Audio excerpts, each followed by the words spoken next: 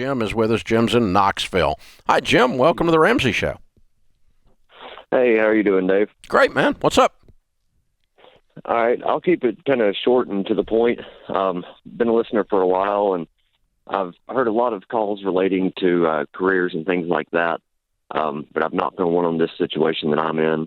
About 10 years ago, due to some substances and partying, I became a felon. And to keep it very short and concise, I can't stand the job I'm at.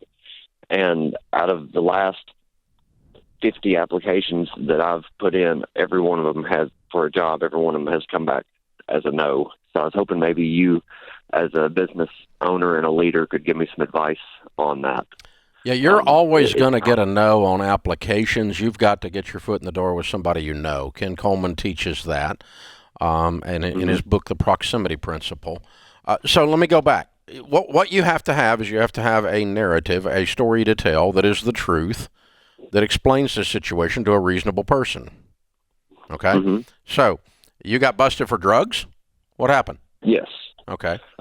Yeah, I got a DUI, and when they pulled me over, I didn't have a concealed carry permit, and so I got a charge for that, and because of that, and apparently I was being stubborn that night. I don't remember, to be honest with you.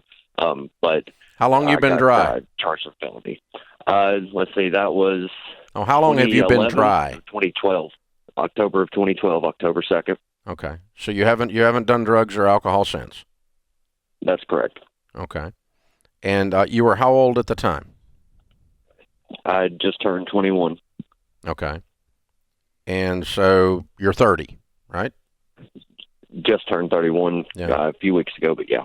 Okay, so the way I would do this is just to bring this up fairly early in the process. So you got a friend that works over at so-and-so, and they'll get you in to see the boss for an interview. You go in and sit down and go, listen, I'd love to work here, but I want to be really upfront with you. Way back in my 20s, 10 years ago, I was partying. I've been dry for 10 years, but I got busted, and so I've got a felony. And if that's a deal killer because of 10 years ago in my past, I just want you to know up front. And if you said that to me in an interview, I would say, well, let's just keep talking. I appreciate you bringing it up, but I want to know more about you. And I'm not going to rule you out based on that. If you're a child molester 16 months ago, you're out of here. I don't want to talk to you anymore. Right. That's me, okay? But most of us did something in our 20s we're not proud of and hope nobody finds out about. In your case, everybody found out about it. Correct.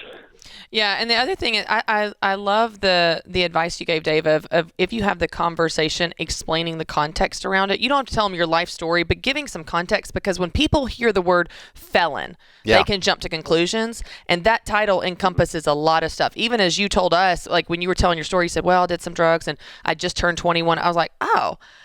My initial thought was, oh, okay, well, that's not that bad. You know, I mean, it's like... It was 10 years ago. It was 10 years ago. And so I just think that people will hear you out when you give context around that. Just like you said, Dave, you'd say, well, let's keep talking. But if you're in a pile of 1,000 resumes and they're trying to narrow it down, the first thing they're going to do is just call out the felons. Yeah, yeah. They're trying to get down to one or two to interview, okay? Yeah. But you've got to get in the door with someone that you know, which, by the way, is what we teach people that don't have this situation. Mm-hmm. Still the same exact information Ken Coleman says. You have to get in the door with someone you know. Let me give you an example, okay? Regardless of your criminal background, right, we have 30-something thousand applications coming in to Ramsey this year for 350 jobs.